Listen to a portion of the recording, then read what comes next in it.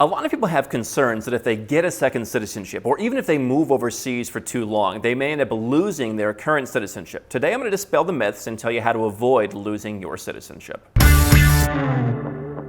One of the first pieces of advice I would give to anyone, which seems really simple, but a lot of people don't actually do it, is to get the passport of your current country. So if you live in the United States and you don't have a valid US passport, go and get that. If you have a passport that's going to be expiring soon, get a new one. Don't wait around, because we saw during the pandemic, and we're continuing to see how some countries are simply delaying because they're inefficient, or even delaying because they just don't want you to get the passport for whatever reason. Go and get your passport. A lot of countries will require 3 months or even 6 months or occasionally even longer validity on your passport. So make sure you have a current up-to-date passport. Okay, it seems simple, but make sure you do that. And so this brings up the issue of the difference between citizenship and a passport. Citizenship is something that you have. You are a citizen of, for example, the United States. If you were born in the United States, you are a natural-born U.S. citizen. If you were born in Australia to an Australian parent, you are Australian by virtue of birth. If you've been naturalized in another country, you are that country's citizenship by naturalization, by investment, by whatever the means of getting it is. So citizenship is something that you have. A passport is something that you are entitled to as the citizen of a country in most cases. And so if you are a U.S. citizen, you can apply for a U.S. passport. I'm going to talk about some ways that you may be stopped from doing that here in a moment.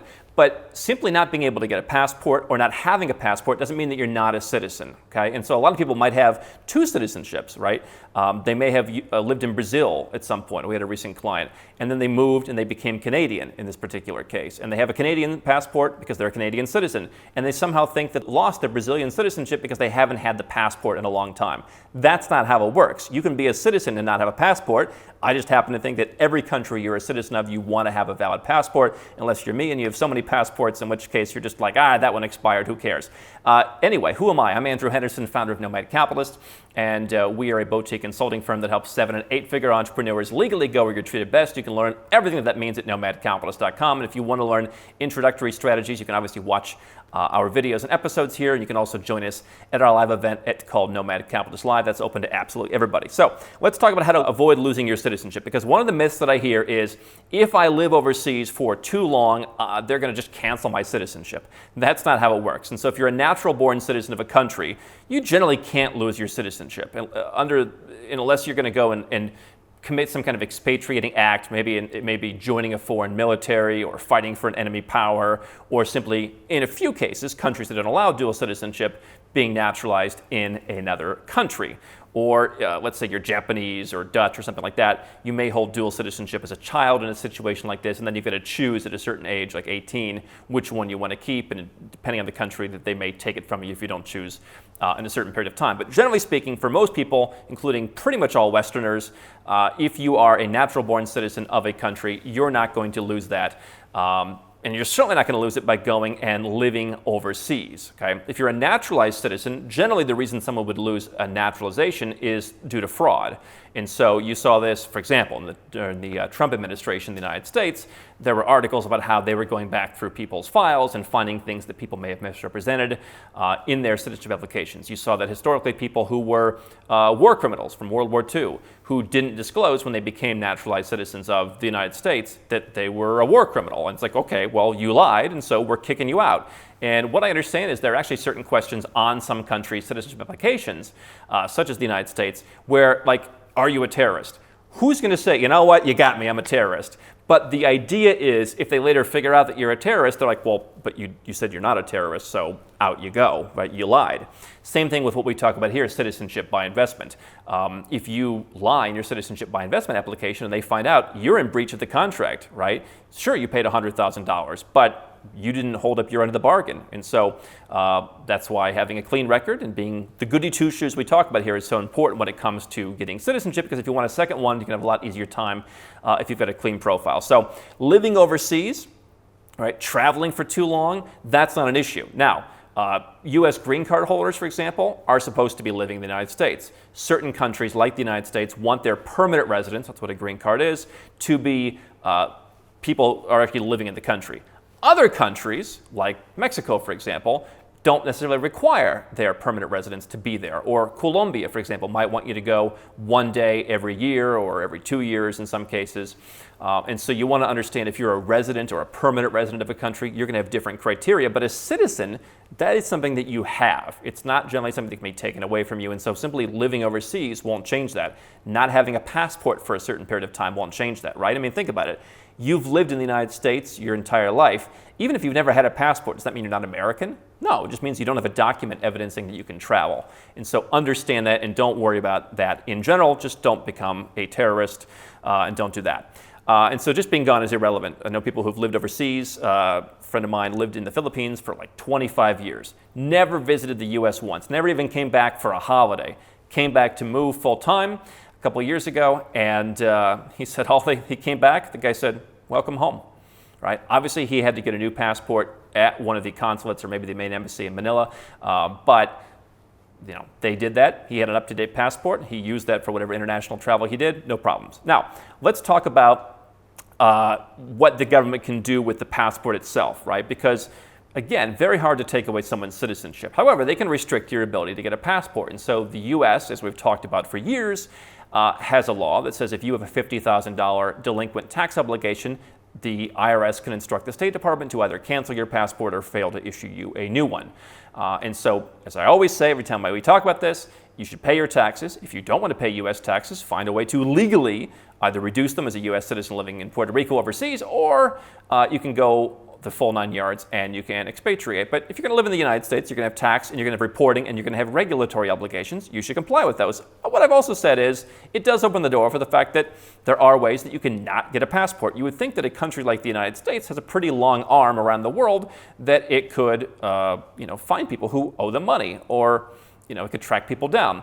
But they've decided to say, hey, listen, we're going to make it easier on ourselves. You can't get a passport. And so that's opened the door for other countries to say, hey, if you went to a sporting event, for example, the UK keeps talking about if you went to a sporting event in another country and you engaged in hooliganism, maybe we shouldn't give you a passport. Or they wanted to talk in certain countries about if you got out of jail, maybe you shouldn't get a passport. Now, this is the libertarian in me, right? I've never been in jail, and I don't suggest anyone try and go to jail.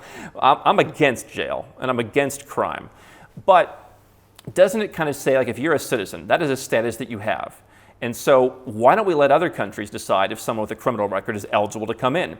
Americans who have even a DUI, driving under the influence conviction, have long had issues getting into Canada. Canada doesn't want people with criminal records, including drunk driving convictions. And so there's even some talk back, I forget what actually happened, but back in 2000, I think then presidential candidate George W. Bush couldn't go to Canada for a function because he had a DUI, and they look at that for a long way back. And so rather than countries saying, we're not going to give you a passport, why not leave it up to other countries to figure out who they want and don't want in? And it's a concerning trend to me that you're seeing governments either pass laws, as is the case in the United States, or governments talking about how laws they want to pass, but that would restrict in many different ways your ability to get a passport. And so even if I don't support someone who went to jail, I thought the point was when they got out, the deal is up, the sentence is spent, you've paid your debt. Why wouldn't you be allowed to travel? If some other countries don't want you, that's on them. But it shows that the government is being much more heavy-handed.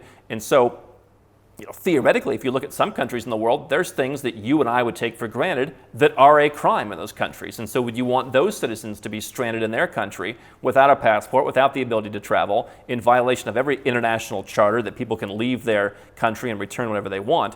You've seen that obviously shredded in the last couple of years, where Australia, for example, wouldn't let their own citizens come back.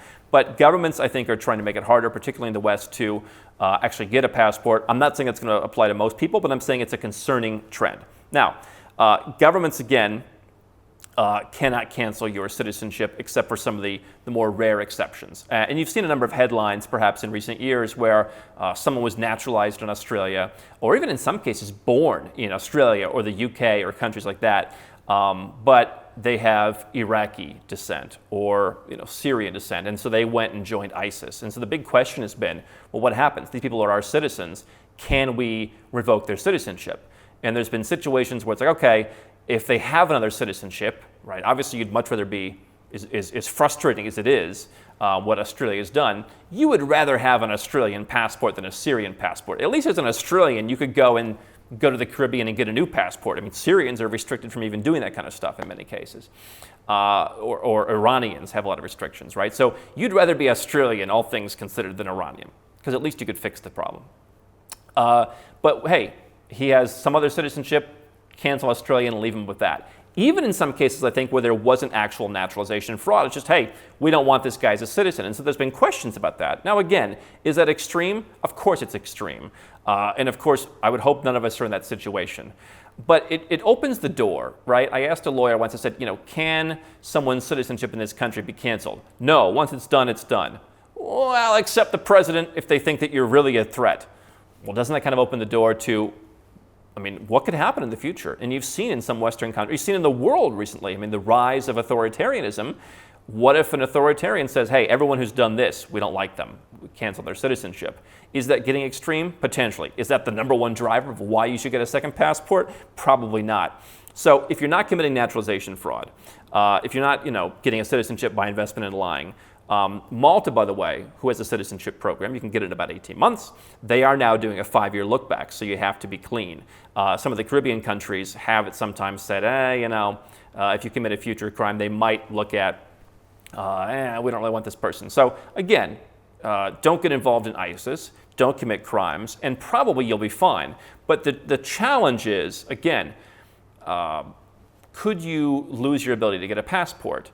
And I think what's more likely is governments using the excuse of, there's a pandemic. Sorry, can't issue your passports. You're stuck here and keep paying taxes because, hey, it's not our fault that you're stuck here. That, to me, is the bigger issue. Governments and bureaucrats always have some reason why it's not their fault. It's your fault. Why don't you have a passport? Well, I applied and you're taking a year and a half to issue them right now. Hey, well, what are you blaming us for? It's a very bureaucratic, and even in a corporate bureaucratic environment, it's always someone else's fault, right? Or it's always your fault. And so the reasons that you would lose your citizenship due to these recent news headlines, probably not going to happen to the vast majority of people. And it's a big legal issue, even when there was a story recently about, can we take someone's British citizenship when they're eligible for Lebanese citizenship, but they don't have it? And the idea was, maybe we should. Let them go figure it out with Lebanon, right? And then it becomes an issue of, is Lebanon going to accept that you're kicking someone out and sending them to this country? There's a whole bunch of questions, which again won't apply to most people. But with that door being open, don't you want to protect yourself in case passport issuance gets slower? Number one, have the passport you're entitled to, or if you have more than one citizenship, have all the passports you're entitled to now. I'm recently going through the process of renewing my St. Lucia passport. It's been 5 years, and so I want to get that renewed. And so as I don't live in St. Lucia, I'm doing the forms remotely, and it takes a little bit more work, so I'm planning ahead, right? Other countries, I can simply walk in and do it in a day or two, and so that's a lot easier. If you live in a country like the US, you can probably do it through the mail, but again, give them plenty of time. So have all the passports that you're entitled to, and if you only have one citizenship and hence one passport, look at getting a second one, because when the new tax law comes into place, or some new regulation, or some new anti-freedom measure, or whatever comes in place, you may not have time to react. And there may be a time when it is hard to get in or out of your country. There may come a time when dual citizens are treated better where you are. And so having that second passport is going to be stronger, not only for traveling to more places, having more investment opportunities, having more places to live, having a backup in general, but when you need it, you may not have time to get it. And so I wouldn't be worried about losing your current citizenship, but I would be worried about what could happen if you only have one option.